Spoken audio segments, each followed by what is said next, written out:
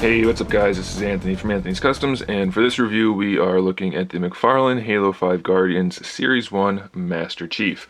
Before we look at the figure in detail, let's just do a quick comparison to the most recent Halo 4 Master Chief.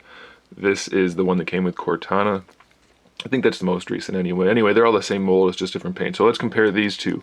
The only differences, as far as I can tell, are the heads are different. New sculpts all around, not just the cracked visor, and the chests are different. This one appears to be a little squattier. The collarbone piece is up a little bit higher, and so you can see his head gets a little bit closer to that, and it's a little bit problematic, but it's not horrible. You can see this one has a little bit more clearance. And then the upper arms from the elbow joint up is different. They have the I don't know what you want to call that, hexagonal pattern sculpted on there. And then, of course, it's painted differently all around, so we'll talk about that. But that's the only differences as far as the actual figure goes. We don't really... Wow. Let's not do that. We don't really care about the paint, because they're going to be different anyway. So let's look at this guy. He stands about 13.5 centimeters tall, which makes him about 5¼ inches. So same size as the figures we've been getting. And he does look really good. He does have an updated paint scheme. Unfortunately, they didn't add the little accents, like the little red pieces, red dots or markings that are on the figure or on the character. And here comes the cat. Come on, cat. Ruin the video. Why don't you? Anyway, so he doesn't have all of the new markings that would have been nice to really update the look of the figure, but it does look pretty good nonetheless. We do have the updated paint scheme down here for the abdomen and on the back, and a few other places it's a little bit different. And like I said, we have the cracked visor here. No paint on that crack though, so it's just kind of molded in the gold. His weapons, he comes with the new AR, which has the green for the foregrip and the butt green thing there, and we have this tan part up here with the white stripe. Nicely detailed all around. The sculpt is great, and then the paintwork is definitely good enough. The pegs do come out so you can put it on his back or have him hold it. They do tend to be a little bit stuck fresh out of the package, so grab it with some pliers and carefully try to pull it straight out, supporting the gun. If you twist, you could twist off the little part of the peg, so just be careful about that. And then we also have the new pistol, which has a lot less painted detail, but it's still sculpted pretty nicely and has the removable peg.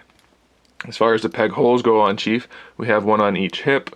It's a little bit high, I think. Not too bad, but it's okay. Probably better than the lower ones on the other figures. It'll work out all right, so that's fine. Then we have the one in the back here, so that's okay. And then his AR, of course, goes back here, and it lines up pretty nicely. So that works out all right. It's probably a little bit... The peg hole should have been farther back on the rifle so that it didn't stick up so high, but it's not bad. It's definitely usable. Some of the other figures are a little more problematic, and we'll talk about that as we go. And that got stuck. They tend to get stuck in... Wow, the cat's going behind the backdrop. They tend to get stuck in here, so if you have to, just gently grab it with some pliers and pull it out. Or if you are so inclined, you can just use your teeth. I wouldn't suggest that, though. Alright, so the head... Double ball peg. Not a really long ball peg, so there's not a whole lot of throw in any one direction, but it's definitely posable enough. You can have him look up and down, but like I said, that collarbone piece gets in the way there. It's not so bad. You can lean it from side to side and, of course, turn his head from side to side. So you should pretty much be able to pose him however you want to. That's not going to really be a problem. For the shoulders, we have the fixed ball hinge, so it has the peg that goes into the torso, and then the hinge here. No bicep articulation so far. You can bring the arm all the way up, horizontal, so that's pretty good, I think. That's good enough. And of course the full rotation. And it's technically ratcheted, so that's alright by me. We have the ball hinge for the elbow, so that'll swivel in the bicep and in the forearm, so that gives us our bicep swivel. And then we have the hinge, which gives us 90 degrees. So that's good enough. You can definitely get them in decent enough poses holding their weapons, so that's a good thing. But we'll talk about holding the weapons in a second. The wrist has the same type of joint as the elbow, it's just a little bit smaller, so full range of motion there. We have the grip hand for the rifle. You can just stretch those fingers apart and put the rifle in there, no problem. Torso articulation, it's probably a double ball peg. I didn't pull it apart to check, but it moves around pretty well. It goes all the way back, all the way forward. We have good throw there. full swivel, of course. Then you can lean him really far from side to side also. So you really shouldn't have any trouble getting this guy in a pose that you want him in from the waist up. The hips, they did not update the hips. It looked like they were going to in some of those earlier shots, but they didn't. So the hips,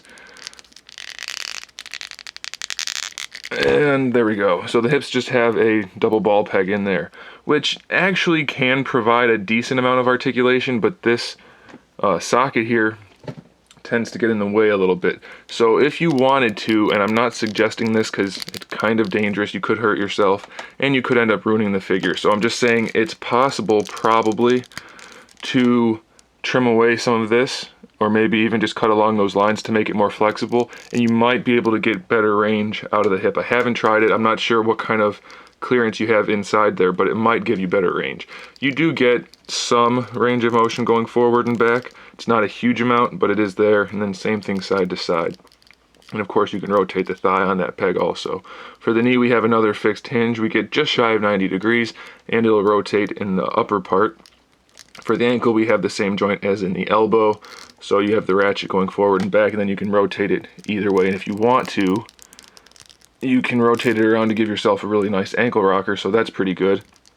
And then the toe is also on a ball peg, so that can give you a hinge or an ankle rocker if you need that. So other than the hips, this guy is really well articulated. For the most part, really well detailed. They did a pretty good job with that. He's got a little bit more of the silver dry brush on him. And then of course the sculpt is exactly from the game. So I do recommend it. I think it's a really nice figure, and for like, what, $12.50, something like that, you pretty much can't beat it. One problem, here's the thing. You'll notice there's no trigger finger, and on these guns we actually have the trigger guards and everything sculpted, so you can't have them hold their weapons at all unless you separate the finger. So carefully, what you're going to have to do if you really want them to hold their weapons is to run an X-Acto knife between those two fingers. You're going to have to be really careful you don't slip and cut yourself or accidentally cut off a finger or something, but once you do that and you just pry them out a little bit like this, and you can kind of do that, and then you can get the gun in their hand. And with the AR, the easiest way to do that is to put it in backwards, loop it around the thumb, and then tuck the finger in like that. Once you do that, he'll hold the gun pretty well. It's not perfect, but it'll definitely do, and you should be able to get him posed from there. So stick around, I'll have him posed in some photos here at the end, and make sure you check out Big Bad Toy Store. These guys should be in stock very soon if you're looking to pick them up. Make sure you get those on pre-order so you don't have to bother hunting them down. And there you go. So thanks for watching, guys. Make sure you subscribe to the channel so you can see my upcoming figure reviews, custom figures, and other good stuff. And in the meantime, keep collecting.